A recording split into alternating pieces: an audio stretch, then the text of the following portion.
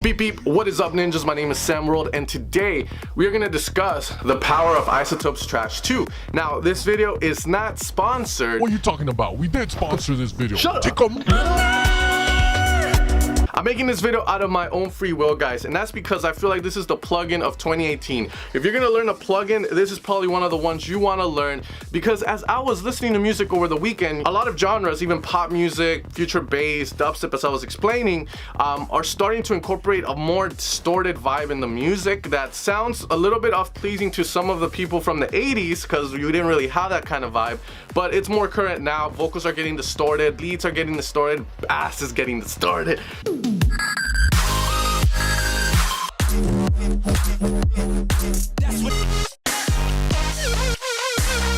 So it's definitely a plugin to look into, and today I'm going to be explaining it in a very down-to-earth manner. I understood this plugin and at first I was a little bit intimidated by it, but I promise you guys by the end of this video, you guys will be able to use it and develop it so that you can use it on sounds and create trap leads. So you may be a bass and 808, give it a little bit more umph. So let's get straight into this video.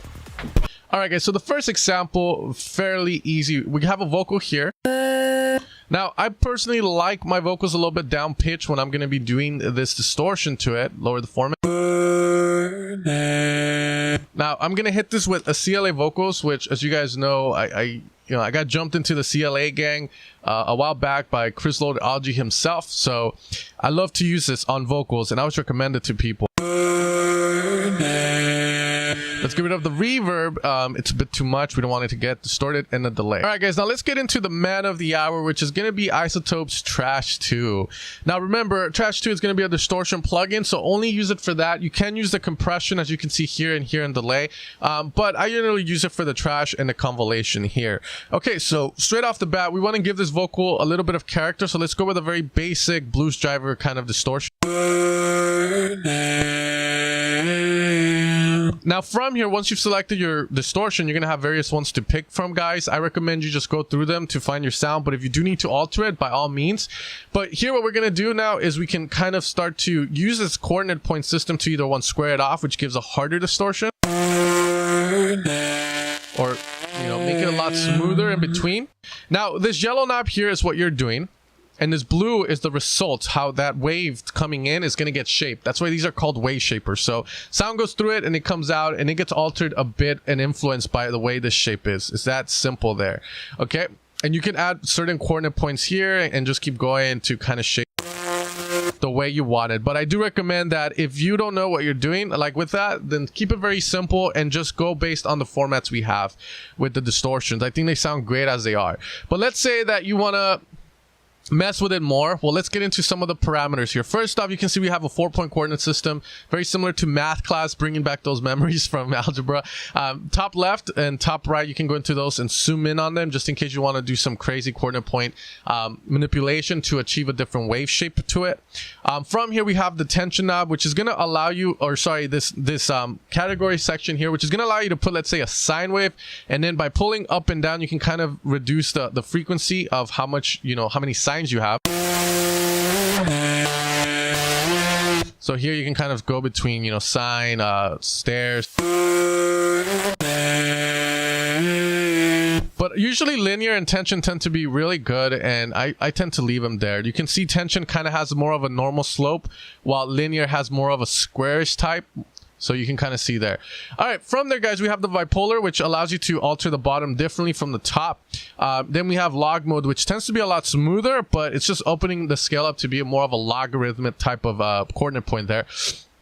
And then we have the DC filter. So DC filter is there just in case you use bipolar, because when you use bipolar type of wave shaping, you can offset the DC.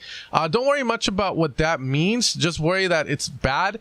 And this is going to just filter that stuff out for you so it doesn't alter your signal. From here, depending on the distortion, you're going to have access to pre, drive, and style. Style will give it, the style of the distortion, and then the drive will make it a lot harder. So you can see the frequency that these sines or these cosines, whatever you want to call them, start to appear, increases, which creates a very harsher style of distortion. And with style, you can kind of, mess with that as well. So they kind of work in conjunction with each other. Some of them are going to have that style and some are not. Now the pre here is always going to be for volume. So let's say in filter 1 you do something weird that lowers the volume tremendously, like put a vowel. Then this is when you would use the pre-drive to make up that gain you lost. All right, guys, from here, very simple, we have that. And now we can kind of do the effect that most future bass guys are doing. So we'll add a reverb, which will push the vocal back in the mix. Low cut and high cut get the mids. And then lower size brings it to the front a bit more. Higher size pushes it to the back. So depending on what you want. Now with stereo, you can have a mono or a stereo ad-lib depending on what you want there. Let's lower the size more. And then add a bit of a ping pong here.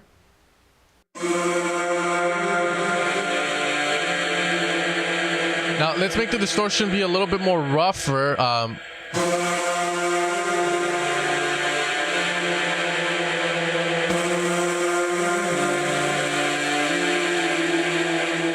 We can do very cool stuff there. Now, the next thing I want to introduce is a stage 2. From stage 1, you can add another stage 2 distortion, and according to Izotope, it creates more of a natural flow of things. So we can go in and put another one.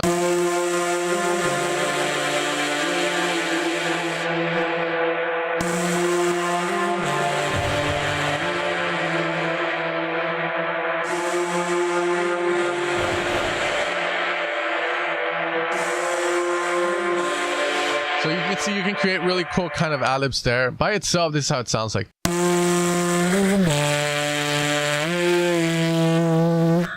So you can kind of get those nice features on vocals just like that.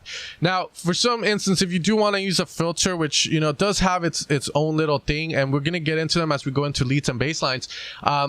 Just know it's very similar to just a standard EQ that you would use like a EQ8 from Ableton, but the purpose of it is actually to create tonality into the sound. So let's say you want more highs or you want more of the mids to get distorted, then you can apply that here.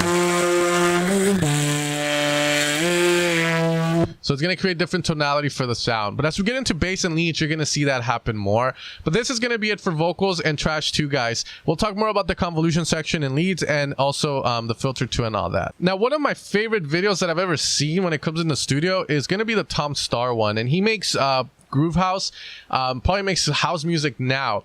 But one of the things he does is he samples the saw from a synth and then uses trash to really manipulate the sound and make a bass out of it. So in this section, I'm going to show you guys how to do that with a lead. So you guys can check out the Tom Starr video. He uses trash, I believe, as well. But all we're going to do is sample this saw from Silent One. We are going to give it a bit of mono legato right off the bat. So it sounds like that, and let's move that there. Okay, going from there, let's start in trash 2, guys. So let's apply our distortion.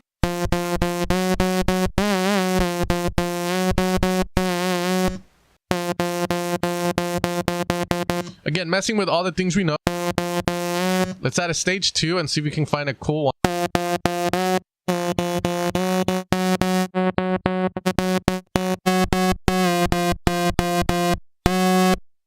Okay, let's keep going. Maybe saturation.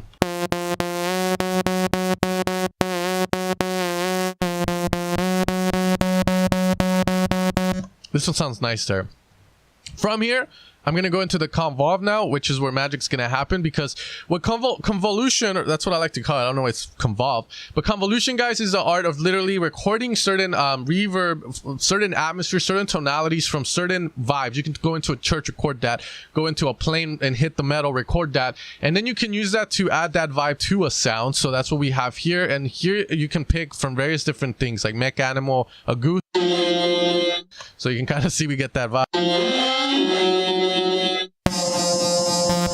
Lower the mix a bit on that.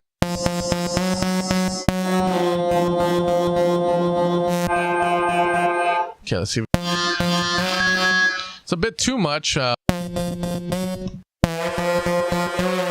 that one sounds pleasing. There we go, liquid. Now from here we have the mic, which, you know, you have dynamic microphone, condenser, river, and how this was recorded, and then they're each going to give a different vibe. So So go whichever. Now here we have the separate, and you know, if you go over, you can tell you delays either left or right channels to impart spatial separation. So as you guys know, I'll make a video on this because it's something that pisses me off. A lot of people don't know what being wide means. So whenever I use a Haas effect to make something wide, they're going like, why are you doing that? You're fucking up the phase.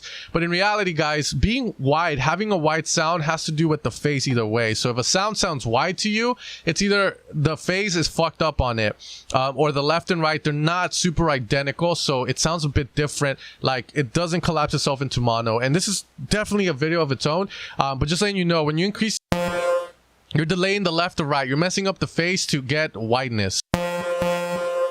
Mono, wide. So just remember that, and you can apply that here with that. But from here, we do have this lead.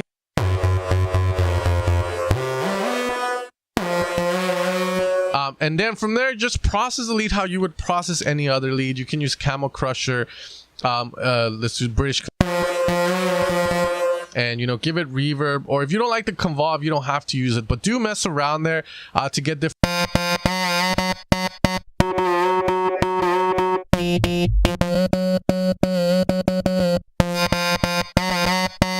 I really do like the choke there. And then we can apply some reverb.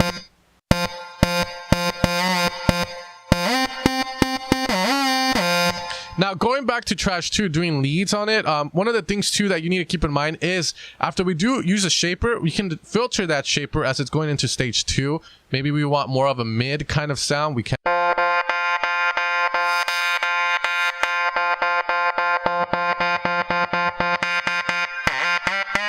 And then from here, we apply the stage 2 distortion. Maybe boost the highs. And we create a nice trap using Trash 2. Now, from here, guys, let's say that you want, I don't know, let's say you want this to be a bass or something, or like a plucky kind of synth. Well, we can do that using Trash 2. Now, I'd recommend just going to Silent 1 and make it plucky. But let's say you do just want to know how to do it, just to say you know how to do it. Let's say we want to do that. We click here. We're going to turn this into a low pass. Whoops, let's go clean, low pass. And then we're gonna modulate that with an envelope, which will open it up all the way to the... And then here we can kind of set the...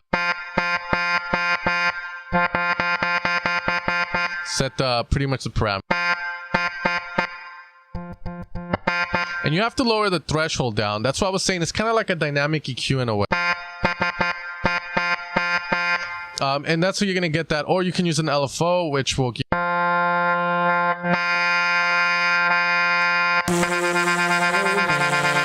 Let's get rid of that vocal there real fast, and then you're gonna hear. It has to be turned on.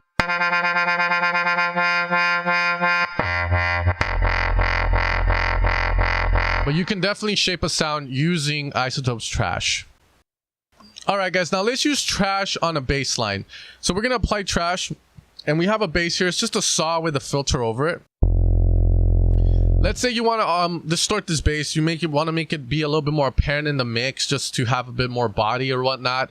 The cool thing about Trash is that we do have a multi-band feature, and this is where I would definitely use it for bass lines, even leads. You could do it in leads to have various different kind of results out of it. Like the mids could be a different vibe, then the highs could be a different type of distortion. We're gonna do it on the bass though, and you can apply it to leads as well. Let's say the mids, we pick a distortion, I don't know, this. So there we go, we got that part of the bass. Now the high part, we can use a different type of distortion, maybe a heavier one or a fuzzy one. Let's say we want that fuzz on the top. Move it a little bit more to the left there.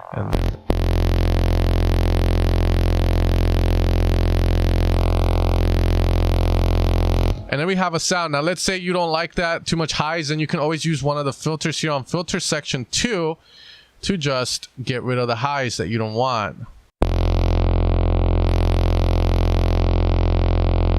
And that's how we would process the bass. And I wouldn't recommend convolution just because you are gonna get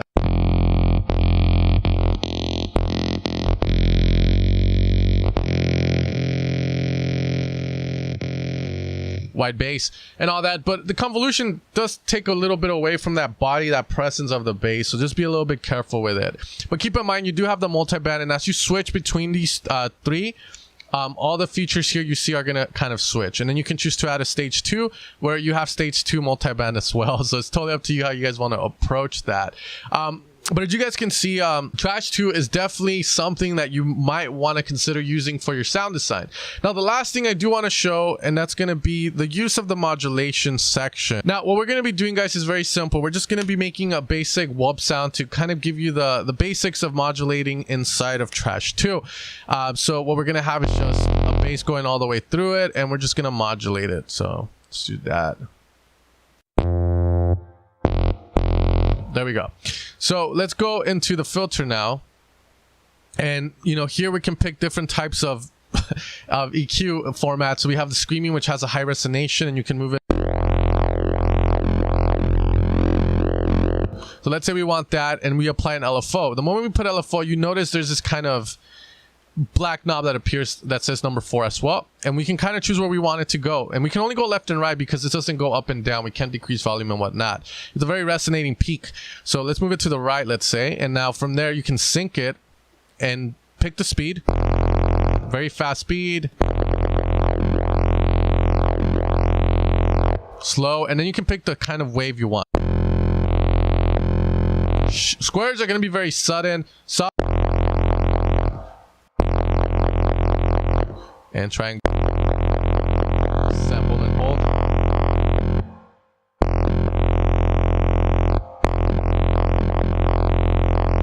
And then from there we can just distort.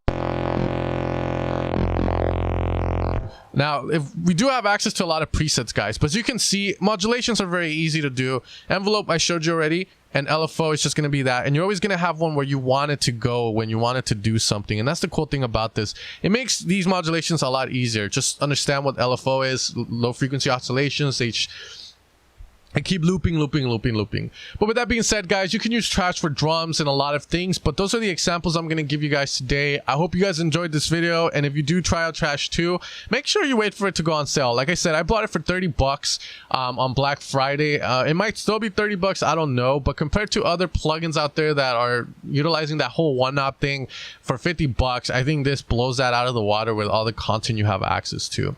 Anyways, guys, if you guys have any questions on this, let me know in the comments below. But other than that, happy producing, and if you do pick up Trash 2, good luck with it, and I hope you have a lot of fun with it as much as I'm having with it. You guys take care, and you guys have an amazing day.